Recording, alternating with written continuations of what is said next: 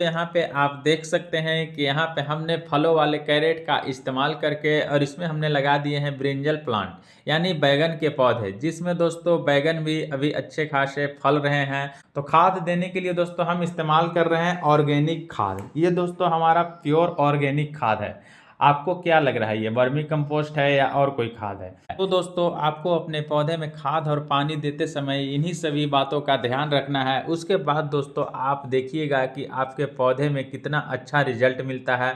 तो हेलो दोस्तों, राधे राधे, कैसे हैं आप लोग? स्वागत है आप सभी का ग्रीन लाइफ गार्डन में। तो दोस्तों आज की इस वीडियो में हम जानेंगे कि हम अपने गार्डन के पौधे में कौन सा खाद इस्तेमाल करते हैं जिससे हमारे गार्डन के सभी पौधे हरे भरे और हेल्दी तंदुरुस्त रहते हैं और उसमें होने वाले फ्लावरिंग फ्रूटिंग भी जबरदस्त होते हैं। तो दोस्तों आज की वीडियो में हम खाद के बारे में A to Z जानकारी जानेंगे। कौन से खाद कब देना चाहिए, कितनी मात्रा में देना चाहिए, कैसे देना चाहिए, और ऑर्गेनिक खाद ही देना चाहिए अपने गार्डन में या मार्केट की भी।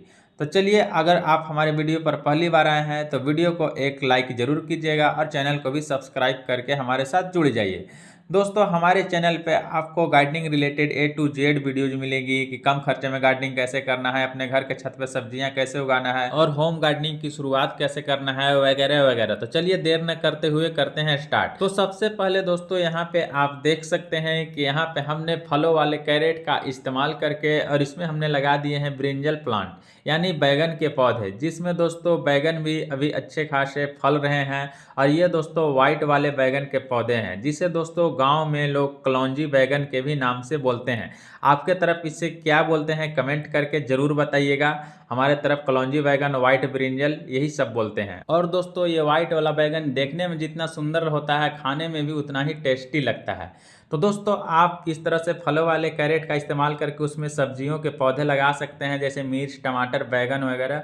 ये पौधे आपको एक कैरेट में दो दो प्लांट लगेंगे। जिस तरह से आप देख सकते हैं कि हमने एक कैरेट में दो दो बैगन के प्लांट लगाए हैं और ये दोस्तों काफ़ी अच्छे ग्रो भी करते हैं फलों वाले कैरेट में। उसमें फ्लावरिंग फ्रूटिंग भी ज़बरदस्त होता है।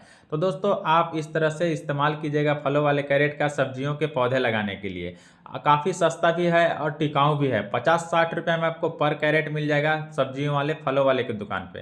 तो दोस्तों चलिए हम यहाँ पे अब बात कर लेते हैं कि आपको खाद देने से पहले क्या करना है। दोस्तों आपको खाद देने से पहले जो पौधा में खाद देना है उसकी मिट्टी की गुड़ाई करना है। जिस तरह से हमने यहाँ पे गुड़ाई किया है दोस्तों, आपको सबसे पहले मिट्टी की गुड़ाई कर लेना है। और अगर दोस्तों आपके पौधे की मिट्टी में ज़्यादा नमी है, मतलब ज़्यादा गीलापन है, तो उसे गुड़ाई करके एक दिन के लिए आप छोड़ दीजिएगा। हम जो गुड़ाई किए हैं पौधे की मिट्टी की, उसमें ज़्यादा नमी नहीं है, हल्का नमी है। यानी दोस्तों ऐसा आपका मिट्टी है जिस जो हल्का नमी है, तो उसको गुड़ाई करने के बाद आप तुरंत उसमें खाद दे सकते हैं। तो दोस्तों यहाँ पे हमने गुड़ाई कर लिया है, अब इसमें हम दोस्तों तुरंत से खाद देंगे।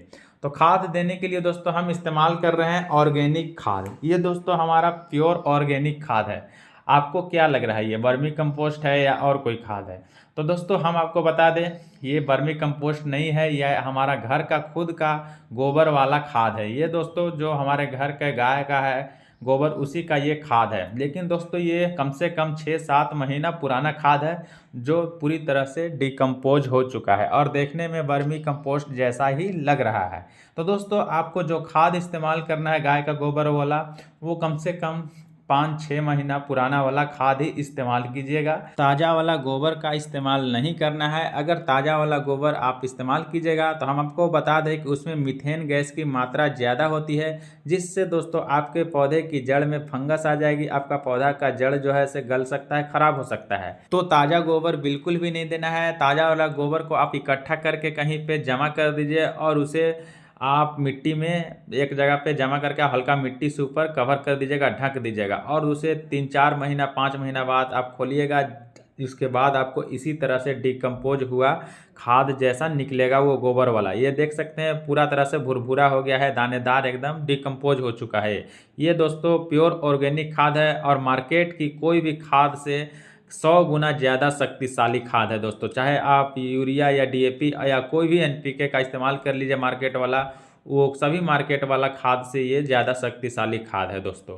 तो दोस्तों इस तरह से आप घर के गाय का गोबर का खाद बना सकते हैं डिकम्पोज करके, और फिर आप इसे यूज करके देखिएगा, बहुत फास्ट रिजल्ट मिलता है और काम भी बहुत अच्छा करता है। तो ये है दोस्तों हमारा डिकम्पोज किया हुआ गोबर का खाद। इसके जगह पे हम आपको बता दें दोस्तों, अगर आपको गोबर ताज़ा वाला मिल रहा है, ऐसा आपको तुरंत में इस्तेमाल करना है, तो दोस्तों आप जो गाय का गोबर का कंडा होता है, जिसे गोइठा भी बोलते हैं गांव में, वो गोइठा आप ले लीजिएगा दोस्तों। वो गोइठा 3-4 महीना पुराना भी मिल जाता है आपको, तो वो ले लीजिएगा और उसे पानी में आप फूलने के लिए छोड़ दीजिएगा।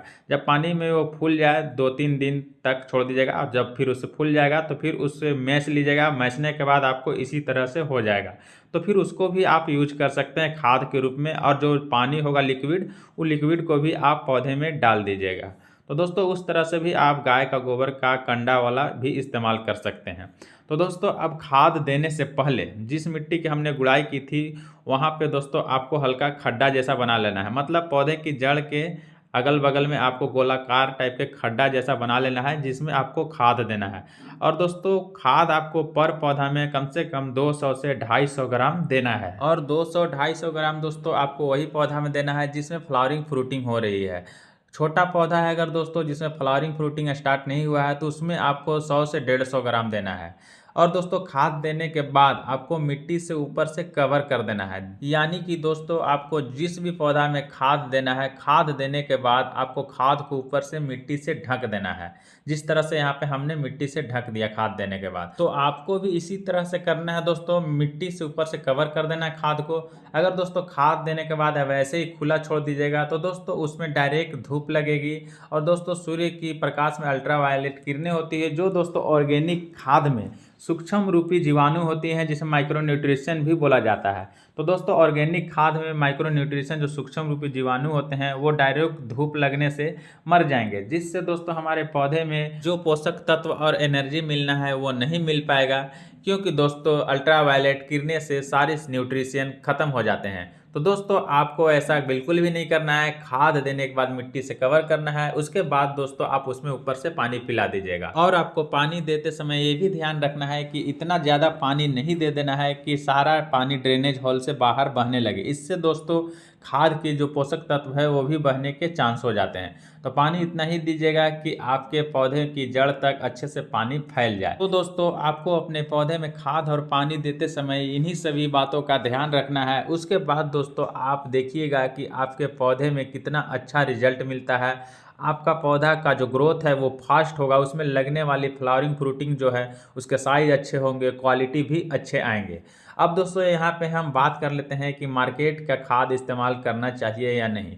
दोस्तों आप मार्केट का भी खाद इस्तेमाल कर सकते हैं, जैसे डीएपी हो गया, एनपीके हो गया, और भी कई तरह के मार्केट में खाद मिलते हैं, बहुत तरह के बूस्टर नाम से, पौधे प्लांट ग्रोथ के नाम से। तो दोस्तों वो सभी खाद भी आप यहाँ पे दे सकते हैं। ऐसा नहीं है कि मार्केट की खाद देने से आपके पौधे की फ्लावरिंग फ्रूटिंग कमज़ोर होगा या कम होगा, उसमें फ्लावरिंग फ्रूटिंग भी उसी तरह से होगा। लेकिन दोस्तों हम यहाँ पे आपको बात कहना चाहेंगे कि अगर दोस्तों हम मार्केट की खाद इस्तेमाल करेंगे ही, तो फिर दोस्तों मार्केट की जो केमिकल पेस्टिसाइड वाली सब्जियां बिक रही है अभी के दौर में, और हम जो घर में ताज़ी ऑर्गेनिक सब्जियां उगा रहे हैं, उसमें दोस्तों क्या फ़र्क रह जाएगा। हम दोस्तों घर में ऑर्गेनिक सब्जियां इसलिए उगाते हैं क्योंकि दोस्तों हमें घर में ताज़ी ऑर्गेनिक सब्जियां मिल सके, बिना केमिकल, बिना पेस्टिसाइड की, और हम मार्केट की केमिकल पेस्टिसाइड वाली सब्जियां खाने से बच सकें, जिससे दोस्तों हमारे और हमारे फैमिली के भी स्वास्थ्य अच्छे रहें, पैसे भी बचे। तो दोस्तों इसीलिए हम आपको प्रेफर करेंगे कि आप अपने घर में ही ऑर्गेनिक खाद का इस्तेमाल करें, ऑर्गेनिक फर्टिलाइज़र बनाइए, ऑर्गेनिक लिक्विड बनाइए।